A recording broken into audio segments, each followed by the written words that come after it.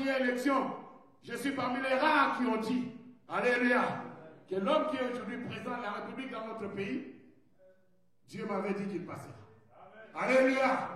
Je suis parmi les rares et je l'ai dit ici. Nous étions ici, je crois, à une intercession ou à une adoration. Et je l'ai dit ici, je dis, retenez-le. Ce type-là passera président. Alléluia. Amen. Bien-aimé, Dieu n'a pas permis qu'il passe pour rien. Dieu connaît ce qu'il veut que cet homme fasse. Dieu connaît la durée. Alléluia. Vous savez, le problème, c'est quoi? Moi, j'entendais l'autre fois quelqu'un en train de dire, oh non, moi j'ai vu dans mon écran. J'ai dit, quel prophète es-tu? Alléluia. Alléluia. Amen. Dieu connaît ce qui va se passer. Dieu connaît la durée de son règne. Alléluia. Je voudrais vous dire aujourd'hui une chose. Retenez-le. Alléluia. Cet homme n'est pas là pour 2 mandats. Alléluia. Il est là pour un jour, mais un jour glorieux pour le pays. Il est là pour quelque chose de très fort. Il est là pour mettre une fondation. Et cette fondation, c'est les autres qui viendront bâtir. Mais vous savez, le problème, c'est quoi? C'est parce que quand nous regardons avec les yeux, nous regardons ce qui se passe et nous nous disons, il y a même des prophètes qui disent, non, lui, il lui faut 2 mandats. Non, il faut. Et moi, je vous dis une chose, s'il fait 2 mandats, il y a un mandat qui n'est pas entre les mains du Seigneur. Retenez ceci. Alléluia. Il pourra faire 2 mandats s'il écoute les hommes. S'il écoute Dieu, s'il laisse son cœur dirigé par Dieu, il fera ce que personne d'autre n'a jamais fait. Nous parlons aujourd'hui de Lumumba dans notre pays. Il a régné combien de temps? Alléluia. Il n'a pas régné même 5 ans. Il est resté Premier ministre très peu de temps. Mais on parle de lui jusqu'aujourd'hui. Alléluia. Nous parlons aujourd'hui de Kassavou. Il a eu combien de mandats? Il a eu combien de temps pour régner? Mais il a laissé une histoire. Alléluia. Nous avons eu après cela quelqu'un qui a fait 32 ans. Alléluia. Et dans ces 32 ans, vous savez, des fois il voulait même lâcher. Mais les gens autour de lui ne voulaient pas qu'il lâche. Alléluia. Et il est parti. Son histoire a été anéantie. Fais ce que Dieu te dit de faire.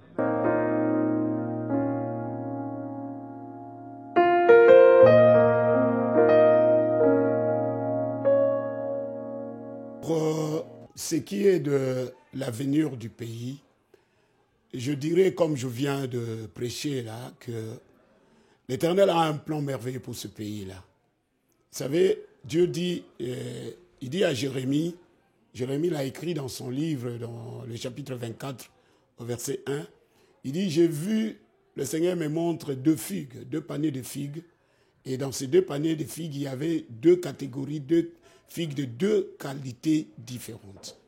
Ça voudrait dire que Dieu, malgré que le pays aujourd'hui est dans cette situation, nous voyons, on peut dire que rien ne marche, mais pour Dieu, ça a déjà commencé.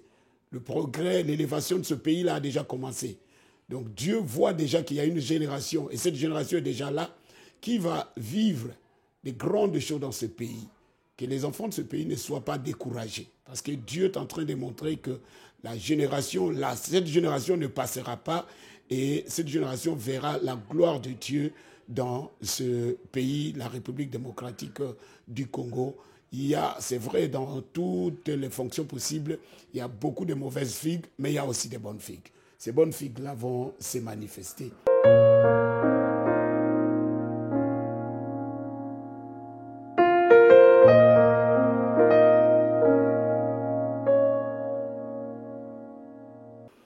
Et pour ce qui est du règne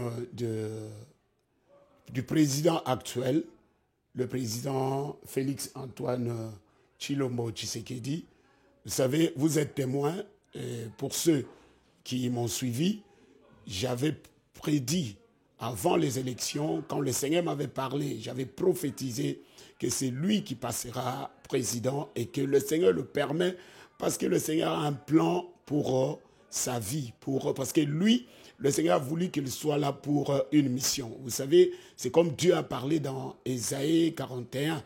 Dans Ésaïe 41, l'Éternel a dit qu'il a choisi Cyrus, son oint, et qu'il a pris dans sa main, dans sa droite, pour terrasser devant lui les nations. Donc Dieu sait que Dieu a voulu plutôt que le président actuel soit devant pour une mission bien précise. Donc un travail qu'il va faire pendant ce règne, pendant son mandat, pour mettre le fondement. Il est là pour mettre la fondation, pour que les autres viennent bâtir sur cette fondation-là. Mais c'est qu'ici, aujourd'hui, je fais ce message, c'est surtout pour la situation qui se passe aujourd'hui au pays.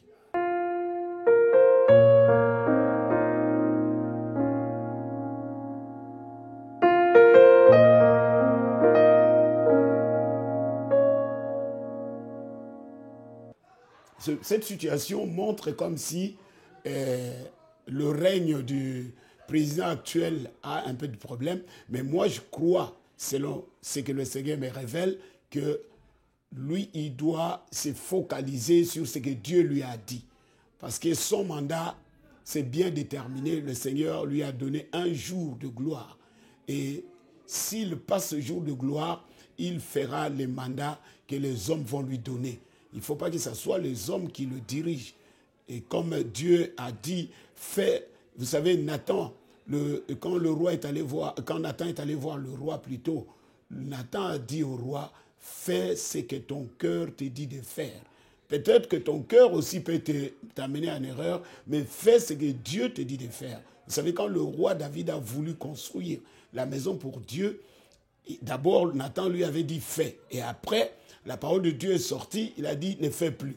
Moi, je crois que le président de la République ne doit pas se laisser conduire par les gens qui sont là, voudront le pousser à plusieurs mandats alors qu'il a un mandat très fort. Beaucoup d'hommes politiques ont marqué leur pays, ont fait de grandes choses quand ils ont fait ce qu'ils avaient à cœur de faire et non pas ce que les autres le poussaient de faire. Donc voilà, je crois que ce message arrivera auprès de tous mes compatriotes congolais. Gardons espoir. Les grandes choses vont arriver. Les grandes choses ont déjà commencé. Celui qui est là, il n'est pas là pour passer son temps. Il est là en train de faire un travail très efficace selon le programme de Dieu.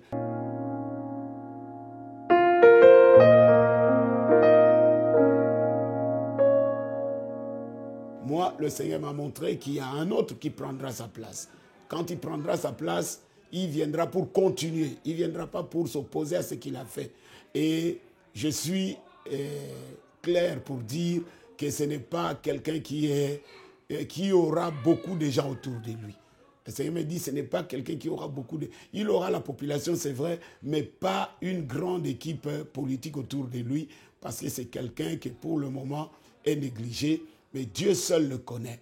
Et Dieu, au moment arrivé, va le mettre pour continuer cette œuvre. Et il est déjà dans cette génération-là. Les jeunes de cette génération, vous devez savoir que le pouvoir sera entre vos mains et c'est vous qui continuerez à bâtir ce pays.